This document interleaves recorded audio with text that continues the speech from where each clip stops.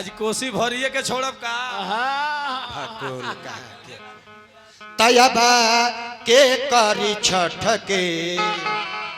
अरे बाजार राजा जी एक जानी के पति प्रदेश में बारे नौकरी करता रहे बेकार रहले कहले जे कोनो काम के नहीं खे और अतिया छठी माई के भाड़ा भखलस कहल जे हमार पति देव नौकरी ना हटी है ना इनकर यही जे जगह बा हां इनकर यही जे टिक कटल बा हां इन्हीं के ली लोग इन पूरा फोटो है के कर माही मनीषा उनकरे लोग के नहीं बहिन आप जान जाए कि जे भाड़ा भखले बड़ी छठी मैया के हां जे हे माई सबका के भरेलू हमार उजरले रही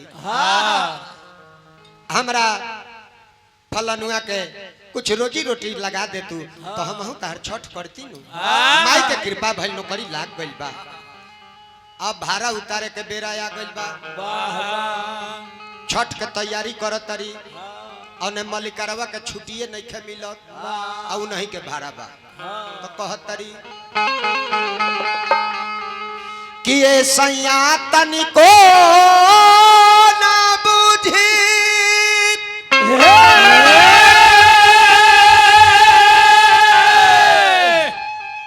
और धागल के लाचारी जी आ बहिले रउआ नहीं आईनी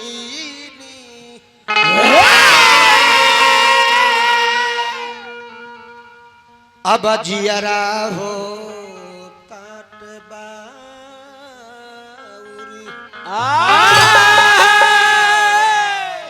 तो पहला छाठ करी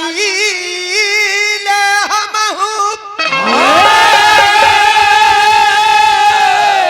अब आइल जरूरी बा के हमरो दौड़ा लगाई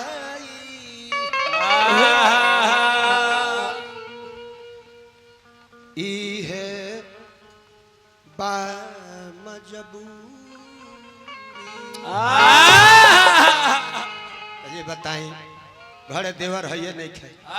बाबूजी पूरा नहीं है बारे रउआ वो नहीं है बानी रउए खातिर हम करत तानी कहतिया कि यही चिंता सब था अरे का पार राजा जी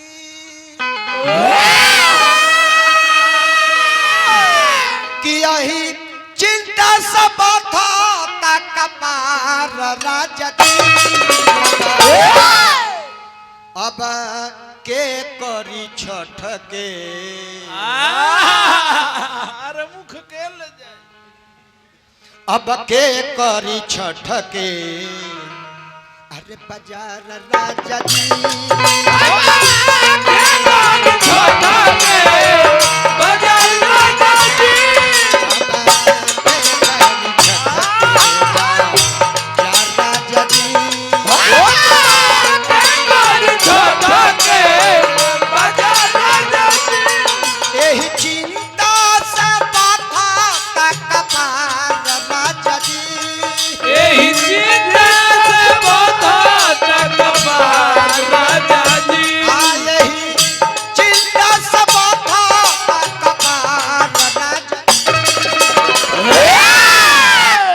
कोसी भरिए के छोड़ब का भगोल कहा के तयबा के करी छठ के अरे बाजार राजा जी छठ के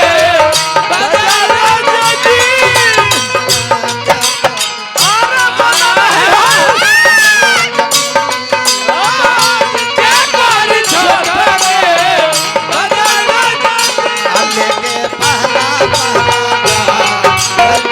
Oh,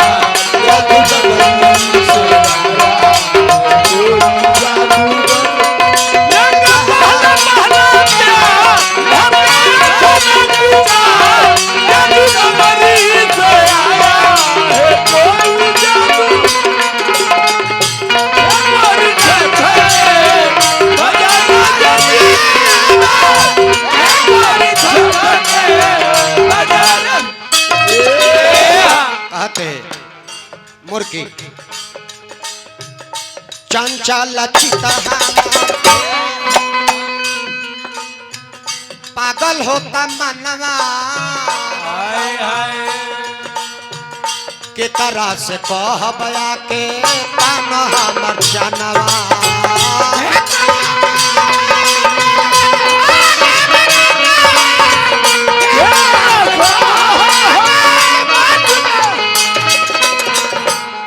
हमारे कम कदहलस बतिया लिखे सुना चंचल चिता हमार पागल होता मनवा के तरह से कह बया के तान हमर जनवा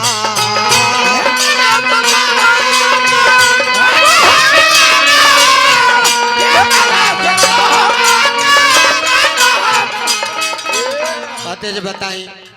रउआ ना आई दौड़ा के ले जाई कोसी के भरवाई केकरा से कहब जाके हमर चनवा तानी मना लागे नहीं ताली को अब हमार राजा जी ए मना लगे नहीं ताली को हमार राजा जी अरे के करी छठ के अब बताओ मुरई उख के ले आई जरा कैसे की अब के करी छठ के अरे बाजार राजा जी के करी छठ के बाजार राजा जी अब के करी छठ के बाजार राजा जी के करी छठ के बाजार राजा जी मजा लीजिए एक से अवल प्यार का मजा लीजिए थोड़ा इंतजार का मजा लीजिए थोड़ा इंतजार मजा एक से और प्यार का मजा लीजिए एक से और प्यार का मजा लीजिए थोड़ा इंतजार आवा छठी मैया क्या करी छठ के बजारा क्या करी छठ के बजारा कहतर जे थोड़ा इंतजार का मजा लीजिए ना अरे का कहले कहती औरतिया ए राजा जी घरवा देवरवा नवा नौकर चपरासी हाय हाय मन करे गरदन पार मार दी गरासी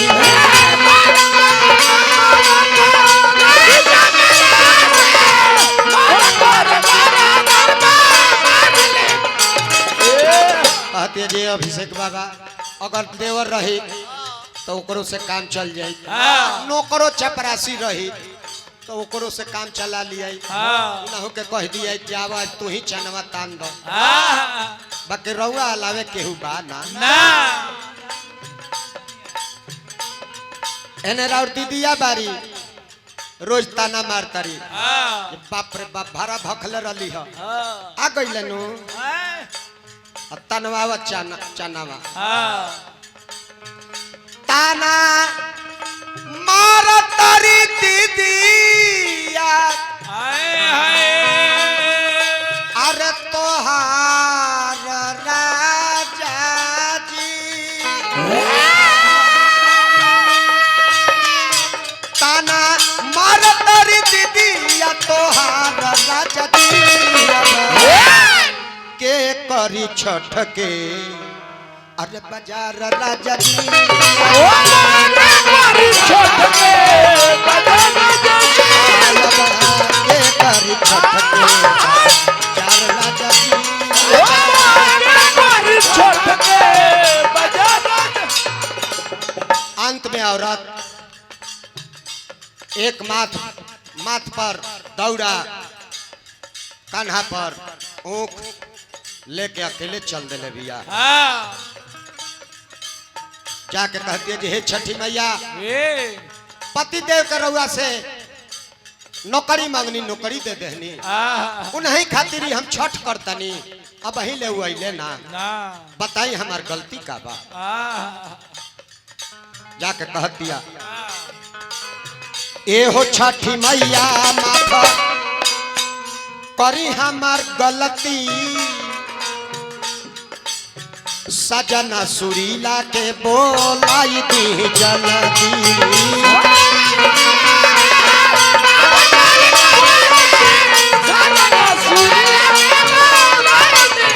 ए हो छठ मैया माफ करी हमार गलती सजना सुरीला के बोलाई दी जल्दी।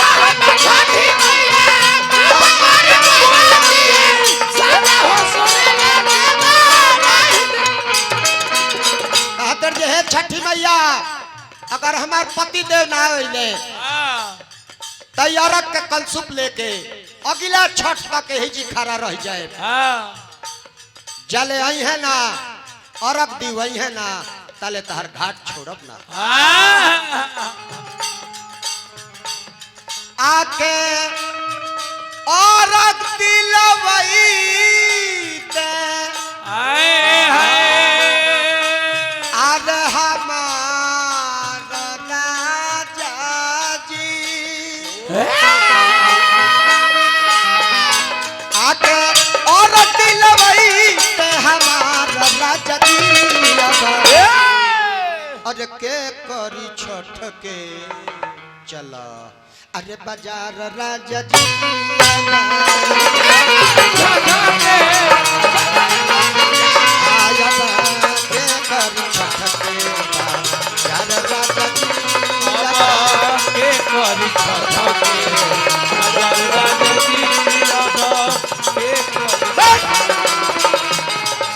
एही चिंता सब था आग का पारा यही चिंता सब था का पारा जदी के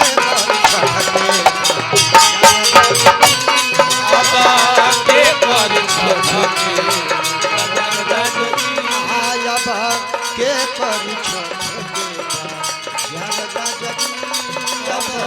के करी छठ के के करी छठ